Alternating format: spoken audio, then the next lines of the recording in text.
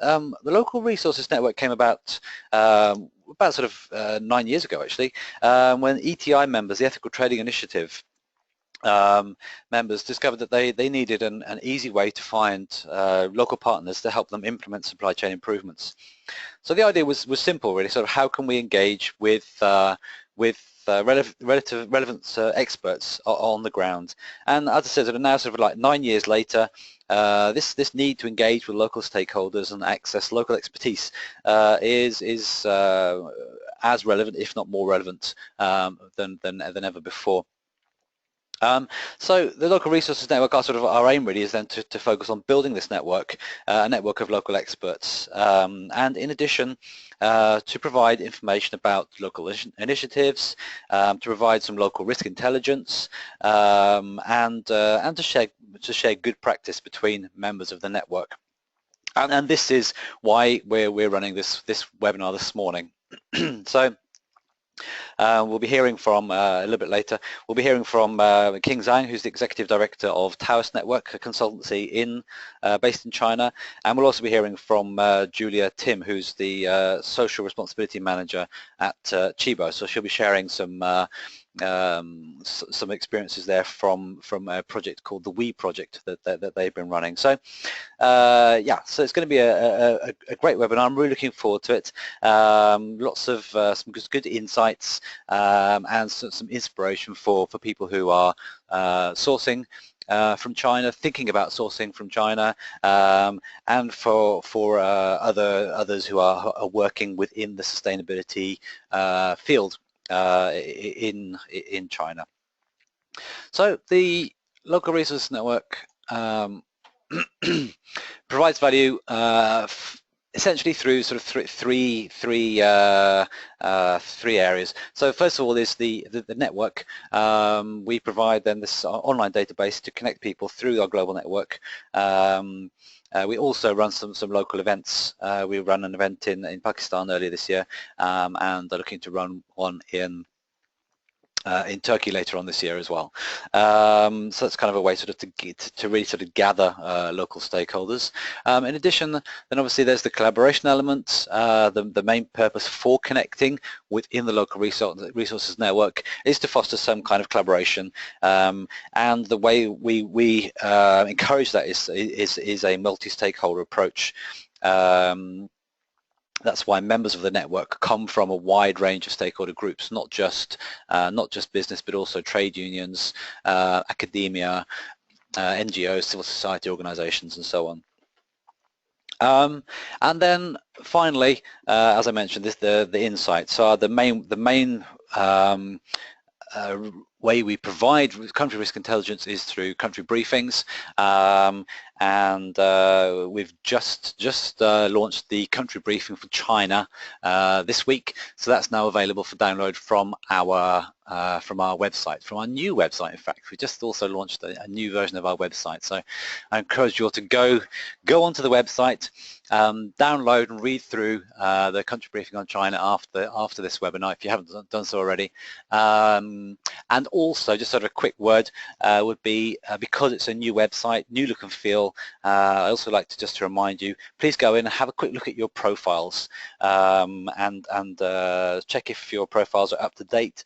If you'd like to amend them, there are some new fields in the profile information specifically around projects, a sort of a new requirement, if you like, as part of profiles to give examples of 2 projects that you've worked on, and this is to help sourcing companies and others that are looking to engage with local experts to be able to see the kind of projects that you have experience of working with. You can add as many projects as you want, but there's a minimum requirement of 2. Okay. Moving on. So in China, we have 68 members at the moment. You can see a large proportion of these are either brands or consultants offering their services, and this is also typical of the network. In total, we have almost 250 members now in the network, and we're growing by the day. Just sort of one quick thing. To stop here just 1 second. I'd just like to sort of know a little bit about what people's sort of situation is with regards to China. I've got a quick poll that I'd just like you to use 1 minute to answer, just sort of to see where people are coming from. So I'm going to launch the poll now. You should be able to poll. I'm going to ask you now if everyone could just quickly choose the right answers or answer. It's possible to choose more than one, just to get an idea of where you are.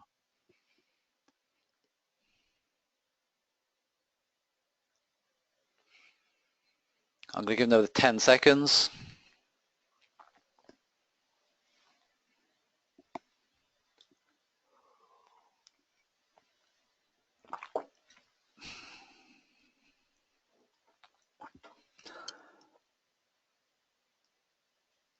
Perfect. Okay, so that looks like then that a large proportion of people are here just to learn some more, which is great. That's a reason for running the webinar.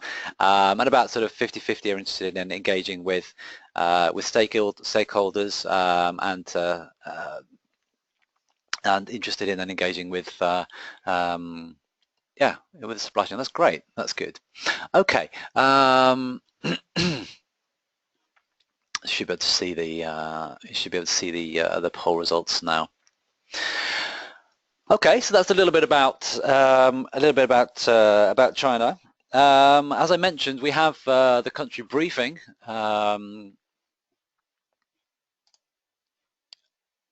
which is just launched today. So the country briefing is it's available from our website, and what we do is with the country briefings we provide a synthesis of publicly available data. So we don't do any primary research, any research of ourselves. All we do is we look and see what's available, what's out there through sort of the reliable sources that are out there, and we try to sort of synthesize this data into short descriptions that make it easier then for our members to perform due diligence in their supply chains.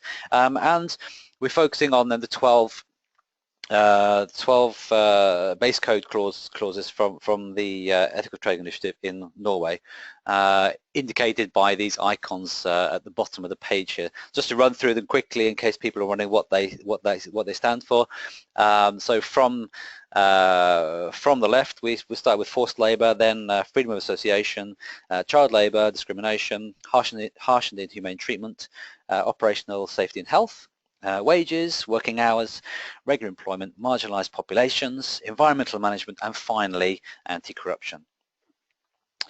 One of the things we do when we're sort of synthesizing this, putting the data together, is to try to identify what we can call due diligence hotspots.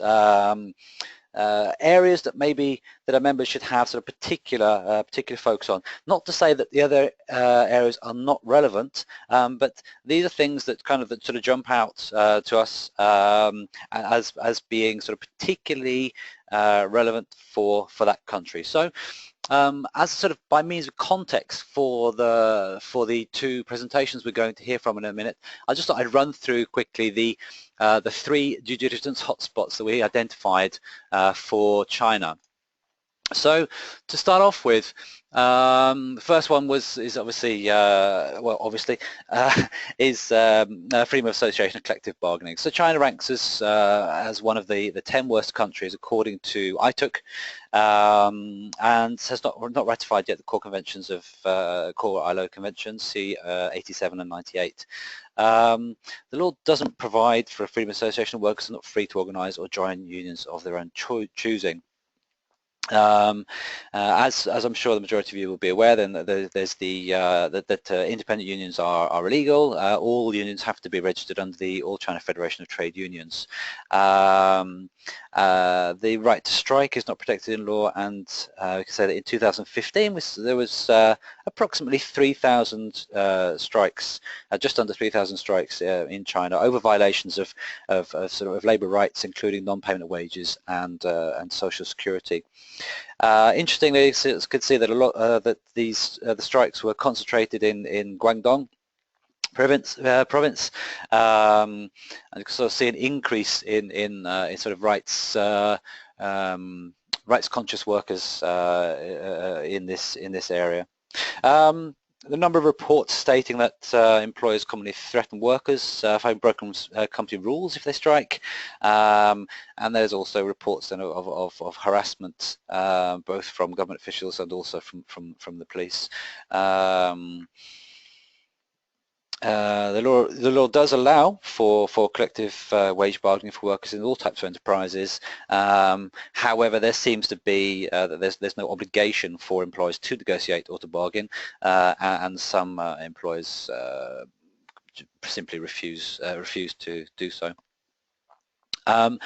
One of the things which became also sort of very apparent in the literature was that there appears to be a very large increase in the use of dispatch labour agencies. Bloomberg estimated that about 60 million workers currently are employed through dispatch labour agencies, and this is expected to double over the next year. So there are a number of reasons for using dispatch labour,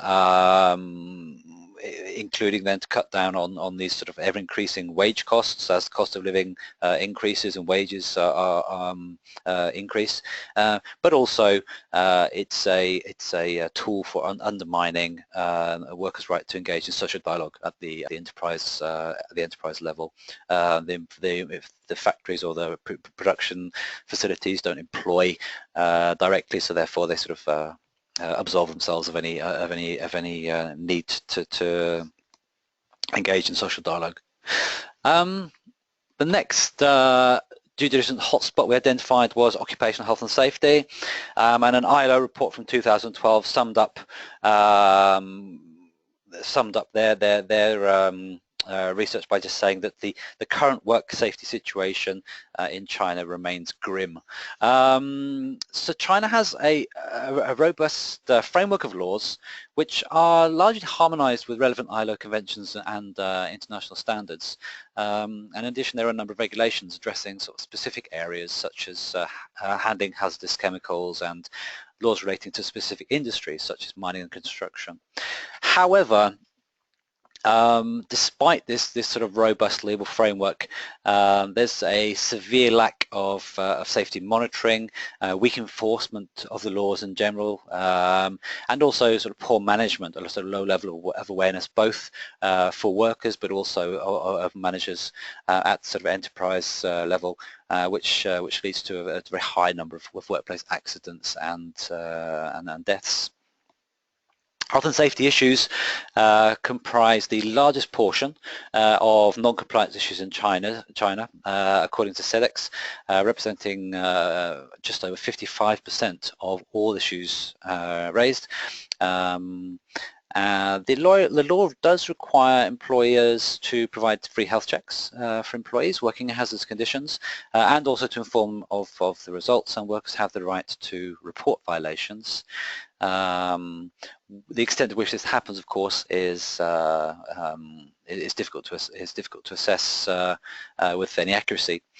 And one of the things also is that there's a large prevalence of smoking in workplaces, and the sort of intensity of passive smoke exposure in China workplaces makes this also a huge risk, in fact identified as the most deadly occupational hazard in Chinese workplaces.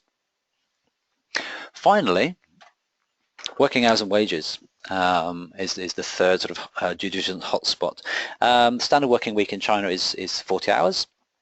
With a maximum of 8 hours overtime a week, or 36 hours a month. Enforcement again seems to be very poor, and excessive working hours continue to be a major problem in China, and also skew, I think, perhaps the real productivity levels that are celebrated by industry in China, and also sought after by buying companies. In both SEDEX and Fairware Foundation audits, excessive overtime, non-payment of overtime premiums, and poor piece rate calculations continue to crop up as a sort of a serious problem. Just kind of one sort of example from SACOM, they discovered that Apple's supplier Pegatron Corporation, there were workers there being forced to work 12 to 13 hours a day, and some hadn't had a rest day in over 2 months. One of the challenges, of course, often cited by employers and is arguably a real challenge, is of course that the large number of migrant workers, the migrant working population, all eager to earn as much money as possible, wanting to earn overtime in order to send money back home to their parents and their children. Workers rely heavily on the wages earned during overtime hours, and there's a large number of piece rate workers. Insufficient payment of the correct overtime premiums, however, seems to be a big problem, and of course is always used as a counter argument against the migrant issue, the migrant worker issue. If they were paid the overtime premiums they were due, then perhaps they wouldn't need to have to work so many hours. Minimum wages in 2016, so this seems to vary from province to province. Huge variation, in fact, from as low as 900 RMB to double that, 1800 RMB in Shenzhen and Shanghai. Compliance with minimum wages is generally good, according to research, at least at sort of the first tier. However, wage regulations are not often are not always adhered to as soon as you get sort of lower down in the supply chains, and particularly when it comes to informal workers and home workers. I mentioned piece rate calculations. This is invariably an issue that they're not calculated properly or are out of date, haven't been reviewed. It's estimated that nearly a quarter of textile and garment workers do not receive legally mandated overtime premiums, and while talking of hours and working hours and wages, it's unavoidable to mention the hukou system, which is sort of the social security payment system, not being able to transfer social security payments from one province to the other. This changed in 2016 with the Provisional Regulations for Residency Act. It's a sort of long-awaited amendment to the law, which will now see, hopefully anyway, changes happening slowly but surely, and people being able to both pay their social security and social welfare payments, have access to social and welfare services where they live and work, not just in the province where they come from. Okay, that gives a little bit of context from China.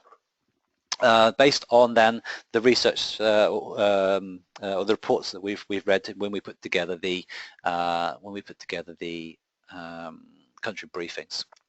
What I'd like to do now is to hand over to the first speaker. Okay, Julia, can you hear? Can you? Yes, I hope that you can. Can you hear me? Perfect. We can hear. I can hear you. I'm assuming everyone else can hear you too. That's great. Okay. Would you like to? You can see my slides. Yep. You can see. Absolutely. Would you like to make it full screen so it covers the whole screen?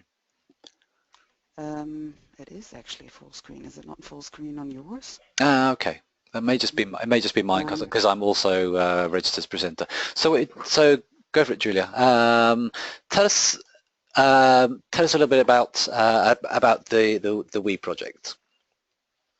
Yeah, maybe a short introduction. Yeah, my name is Julia. I work for Tchibo. Tchibo is a retailer in Germany. We sell all kinds of consumer goods, and we source about 50% from China. The WE program is our most important program within our human rights strategy. It's actually run by a colleague, but the colleague Her name is Aida. She is on holidays today, so she asked me to take over. But if you are going to be in touch with us more on the WE program, you might also hear from her. The WE program, we don't only run it in China, as you will see later on, but as China is our most important sourcing market, we are also really active with the WE program in China. So this is why we joined the webinar today, and we're also a new member in the local resource network and very happy to join. So we're taking so we thought we'd take on the opportunity of this webinar to present the WE program to you. How did the WE program get started? We started the WE program as a pilot project from 2007 to 2010 together with the German development agency GIZ, funded through our federal partly, like it was a public-private partnership, so it was funded partly by the Federal Ministry for Economic Cooperation and Development and partly funded by Tchibo. The whole aim of the project was to look for an alternative of auditing. And do you actually also still see this? Let me get that way. No. Oh. Sorry. Nope. Sorry, some technical. The idea was to, Tchibo had started also with auditing, and the idea was very much to look for an approach that's more successful on actually sustainably delivering social responsibility, and also at the same time increasing the competitiveness of our business partners, the factories. For us it was important to move away from an audit approach, and the focus of the program is on cooperation and dialogue. What does that mean in more detail? It means, sorry, no, I skipped one part. So that's how the WE program started. We have now, after 2010, we've actually carried it out. We've moved away from the pilot where we first covered 40 factories in China, Thailand, and Bangladesh. In 2010, the company decided to do a full rollout, and we have since then integrated more and more countries and more factories. I will come to numbers a little later, and we're now funding it completely as Tchibo by ourselves. So what is this dialogue approach about? For us, it's very important that both managers and employees work together, are brought together to actually then develop and implement solutions together which result in improved working conditions for them. Through the WE program we aim to build up structures that are permanent and that the factories will then continuously work on and continuously keep working on. For us it's important that all participants, so this means on factory level both the managers, the middle management and the workers themselves, but also Tchibo actually benefit from this approach. So these are big words, and I know that all human rights, social compliance programs aim for that. So we've tried to show you some more of our core elements. What we've learned over the past are actually the most important principles that will bring about this change.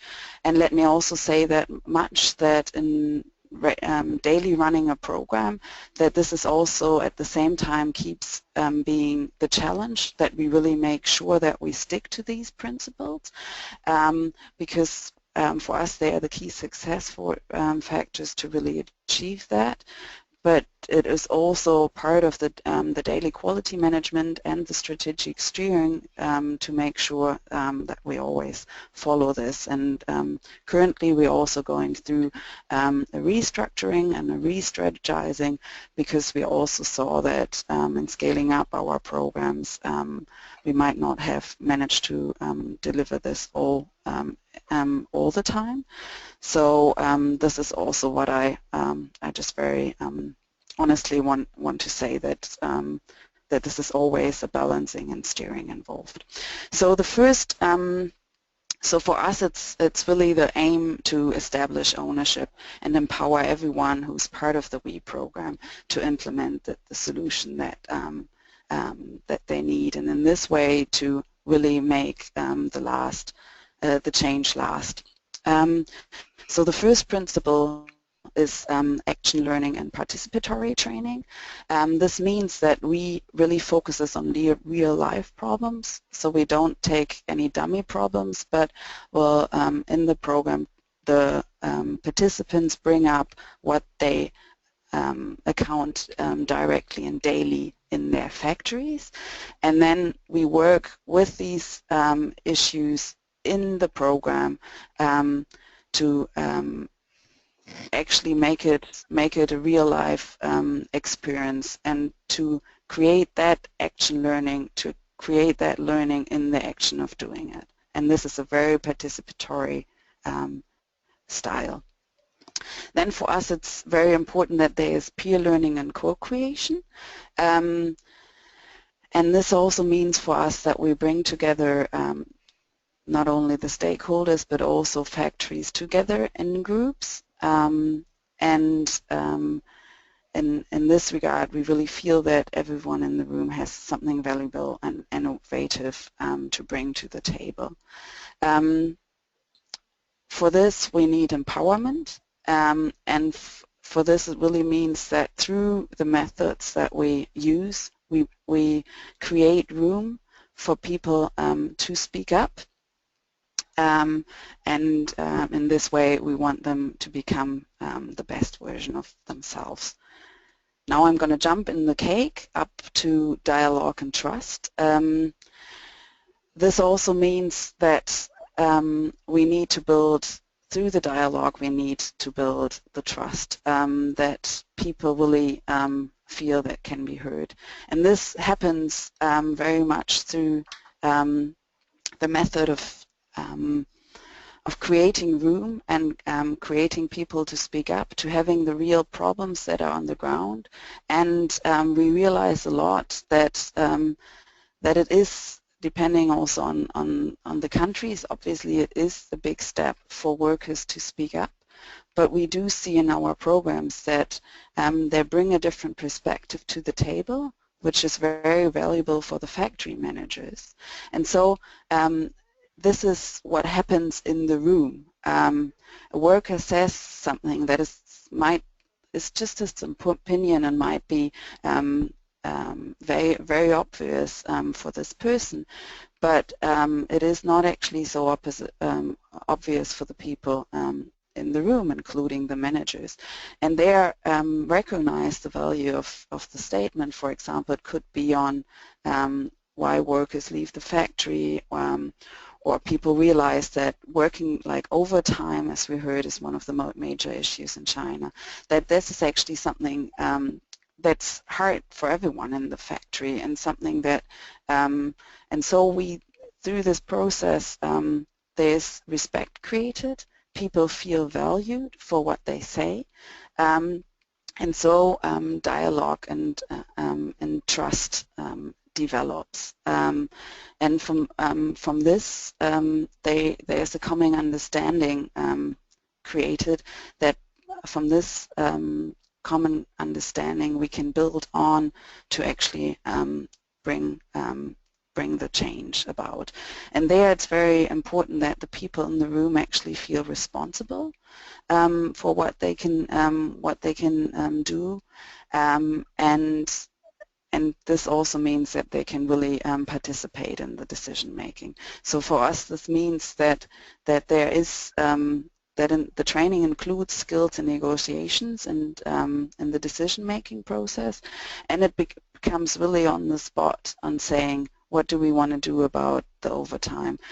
What does the factory need to do to reduce labor turnover?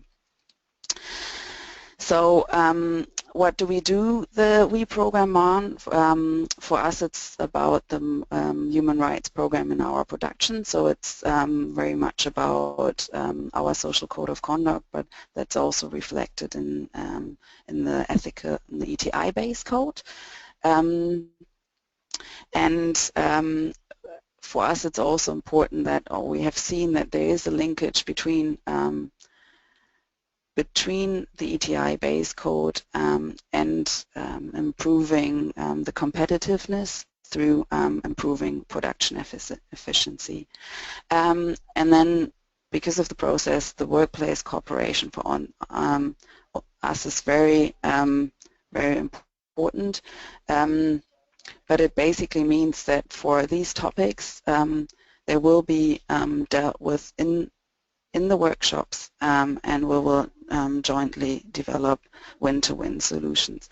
And what we've seen, and I think I'm running a bit short on time, so I'm going to go through this a bit more quickly. I mean, what we've seen is documented both in case studies, and we're also working on better documenting it with quantitative KPIs, is that we see that the working conditions improve. We do see that productivity goes down, and there is also lower labor turnover. And like I said, Tchibo has also seen for itself a clear win, that we've seen that we have less crisis, but we've also managed to build more trust, both within our supply chain and with our external business partners. And we've seen that the WE program altogether makes factories fitter for Tchibo. So, I mean, I actually was planning to do this presentation together with a Chinese trainer. Unfortunately, due to also different holiday schedules, it wasn't possible, but I wanted to give you a short overview of actually who runs the WE program. I'm partly involved in the WE program, so I'm as well as our head. So we're 2 to 3 people in Hamburg, like 2 full-time managers working on in the WE program, 2 staff in Hong Kong and 2 staff in Dhaka. And then we work with facilitators and trainers in the countries. And I have put down the numbers here of the ones that we have in the countries. In Bangladesh, we actually also, our full-time staff also works as trainers, so there's some double in these numbers. And as you can see, our largest pool of trainers is in China, and some of the trainers are actually part of the local resource network. So I hope this has given you a good overview. Yeah, we decided to talk most about the principles because we feel that this is what is the learning from us that is important for such a program, to make sure that the methodology meets these key principles to then be successful. And like I said, for us, this is also what we are continuously working on, to make sure that we meet these key principles to ensure that the WE program delivers the quality that we wish. Thank you. Thank you very much, Julia. That was that's a really interesting presentation. I'm sure has provided lots of inspiration for the people watching this webinar. I would like to open up for questions a little bit later, so please make a note of your questions now if you have questions. I'd like to try and give King another chance to present a little bit. I think we've sorted out the technical issue, so I'm going to hand over to King and ask her to run us quickly through her presentation for 10 minutes, and then we'll open up to questions for both. So make a note of your questions. I will come back to that. Okay, thanks again, Julia. That was great. Let's see if we can hand over to King.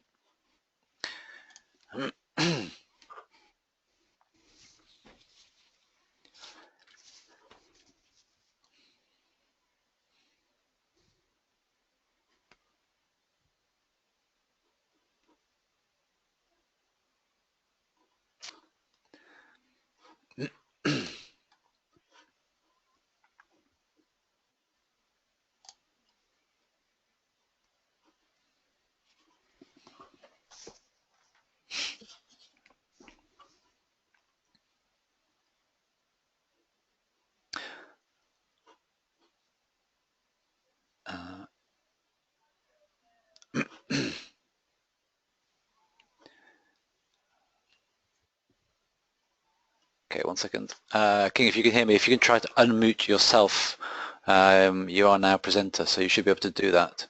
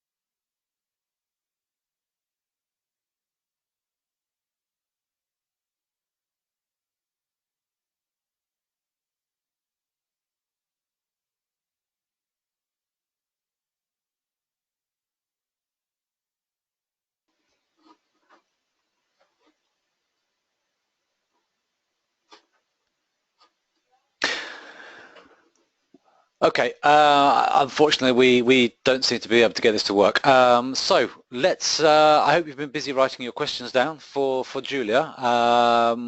We'll see if we can arrange something at another time for King. So if I can then ask you to post any questions that you have for Julia in the questions box, and let's take it from there.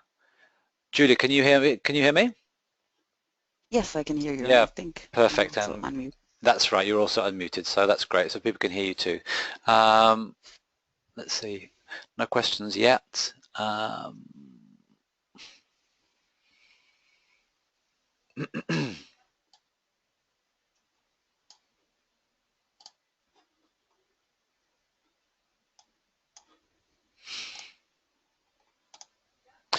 Okay, we have one question here, Julia, which is, could you give a brief introduction on the practical implementation of the programs? Yeah, I think you can interpret the practical implication, and it doesn't really sort of give anything more specific. Yeah, I mean, in general, we have, I mean, we're reviewing our practical implementation currently, but in general, the WE program runs as a base course for 2 years, and includes both what we call workshop, where there is peer learning between factories. So factories come together with always a group of representatives from the top management, the middle management, and the workers. And in these workshops, we give an overview of the topic, let's say the health and safety standards or working time. And then in the course of the 2 days, the factories work on these through the action training methods. They need to come up with an action plan at the end of the workshop.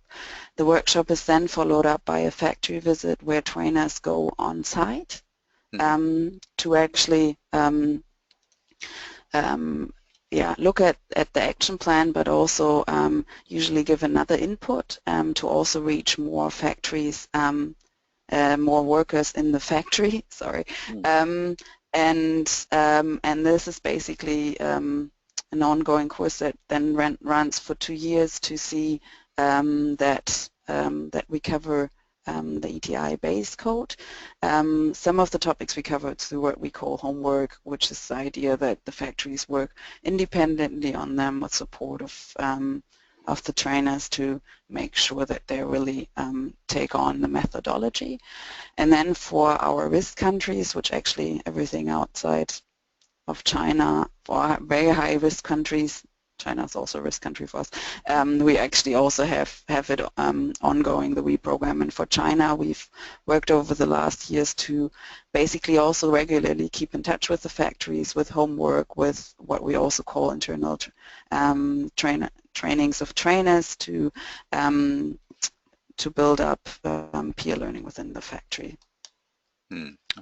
Did that? I cut that slide out because of time, but I hope that covered what. Yeah, no, there's actually a response. Okay, good. So that's good. I think they got the response they were looking for. That's great. A couple of other questions. Let's look. How often do you run these programs, and do you manage to reach all workers in the factory, or is it just selected number of workers? And then the final question is also around payment. Is everything fully funded by Tchibo, or do the suppliers the factories pay anything themselves towards this program? Yeah, so I mean, for the first 2 years, we're basically in touch with the factories with activities every 2 to 3 months in the course that I just described. And in the first 2 years, the program has also been funded completely by us. Then for the countries where we factories usually take over some funding themselves and also have a bit more say on what we want to do to cover this. And then I forgot the third part of the question. The reaching all workers. Yeah. That is actually also a challenge for us. That is one of the reasons where we're actually doing a bit more of a deep dive at the moment, because we have worked on peer learning and more workers, but it is with the labor. I mean, the labor turnover goes down in the factories, but we still see, even in management, if you're looking, I mean, we've been working with some of the factories since the pilot phase, so since 2008, and I mean, you do see, you do see that people who've been involved in the WE program earlier have left, also on management, and this is a continuous challenge also for us, and it very much depends on, for us also on commitment on top level that we see. I mean, for us, this is also a principle that we always involve the owner and the top management.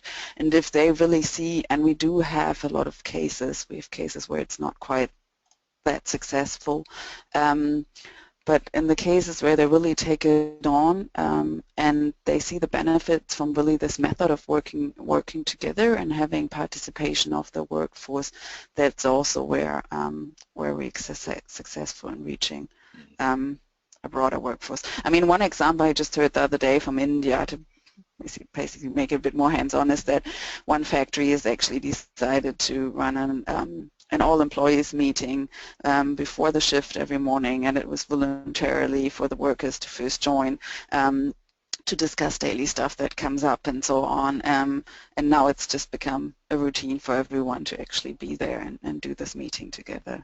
Excellent. But not all cases are that successful. Yeah, that's difficult. Okay, interesting. The question about funding, is it fully funded by Tchibo? Do the factories pay anything at all?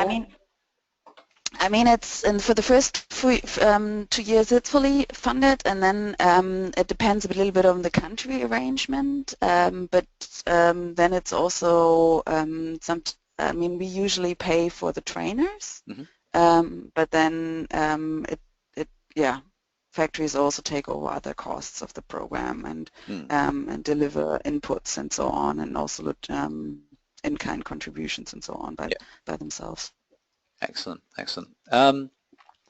One or a couple of quick questions. One of them is, are you able to share figures, statistics around productivity increases and so on, and improvements in attrition rates, these kind of things? Have you any? I mean, we do say that, I mean, productivity, we don't have any figures across factories at this point, because our learning was also that where the factory where you have the best improves, the figures are really poor at the beginning, so it actually takes quite a while. I think everyone knows that challenge, that you always have that with baselines. We do, yeah, we do say that we get productivity increases for around, for me it's always hard because we don't really have the numbers, but for wages we talk about 30 to 50%, and we have cases with productivity that lie even higher than that. Okay, interesting. Wow, that's, I mean, that's a huge increase for wages. That's great. You Steve mentioned one of the challenges, as I also mentioned in the introduction, was around excessive working hours. Is that something also which is targeted? Have you tried to measure Yeah. that at all? That is definitely targeted, and we always see very much, I mean, we don't target that as a single topic, but basically the workshop around working time actually works also on wages and productivity, because we do see the link between these. And this is also, we also, I mean, see that the working hours is actually something that's very deeply rooted, and where we also on the contrary see that, you know, we won't even expect any approval through audits.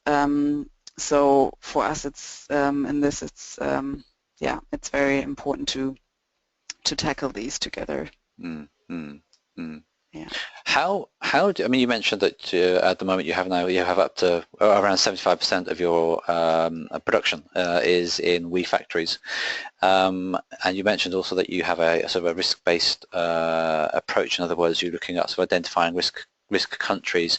Is that how you have gone about identifying participants for the WE program? Is it a risk-based approach, or have you said we target the factories where we have most production, based on previous audits or whatever?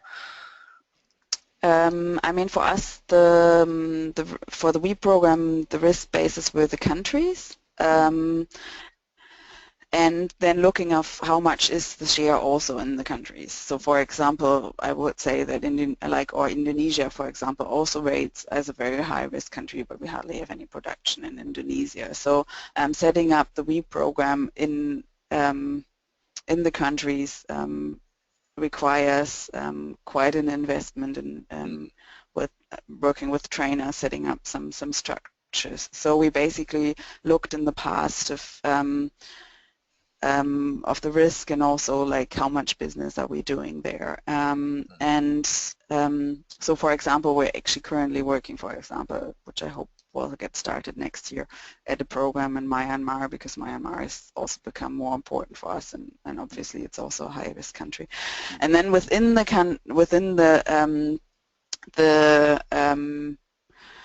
countries, we've basically set it the other way around. Like, everyone that we source from regularly needs to be included in the WE program. And we're now basically, in the past it was very much up to the buyers then to give us good reasons why not to include someone. And now we're also looking at basically the order schemes of the last 3 years, because we've also had quite some fluctuation with factories being involved in the WE program quite soon on in the business relationship, that then we didn't actually continue business relationship with. So we're basically making it a little bit later now than we used to do. Okay, yeah. So establish the relationship first, and then realize, you know, when you've established that it's a relationship that you that it legitimates, you know, investing money in, then you do that. I think I like the idea. I mean, maybe one addition. It also depends very much on our business model. We have a very stable portfolio for garments and textiles, because that's where, yeah, you can basically get the product variety from the same factories. We also have about 50% of what we sell as hard goods. So we still have a higher variety of changing factories. We do have some that we source from very regularly, and they have been included in the WE program already. That's also how we get to the 75%. But this is also our business model, basically also requires us to always add factories to our portfolio, and this is where the tricky part comes in. Excellent. Just one last question before we round up, and that is, somebody's asked, is the dispatch labour issue addressed in the program? Is that something you've had a focus on in China or not? No, I was listening this morning, but give me again dispatch. I thought that we use a different word. Yeah, basically Sorry. using labour agencies, employment agencies. So instead of factories hiring workers themselves, they go through Yeah, okay, agencies. yeah, Mm. yeah. Um, I actually noted that down because I must admit that I haven't really come across that much, and I wanted to also, from the country profile, go back and discuss this with our team on China in more detail. Yeah. Excellent. Well, that's great. So Well, I'm glad that the country briefing will come in handy. That's fantastic. yeah. That's good news.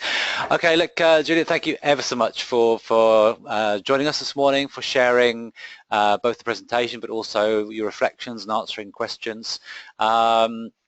As I said initially, we would like, I am recording this, I'd like to make the recording available. You did mention in your presentation that you weren't quite sure whether some of those figures could be published yet, so please let me know before I send out the video, because I can always edit that part. And again, with your presentation, if you'd like to update that, then please feel free to do that. Okay, thanks ever so much, everybody, for joining us. I hope it's been useful, judging from the questions. It has. I'm really sorry, King, that we couldn't manage to get you to present. Let's take up sort of conversation afterwards and see what we can do about that, and if we can bring you into another presentation at a later stage. That just leaves me really to say thank you very much, everybody, and have a lovely day. Thank you. Thank you.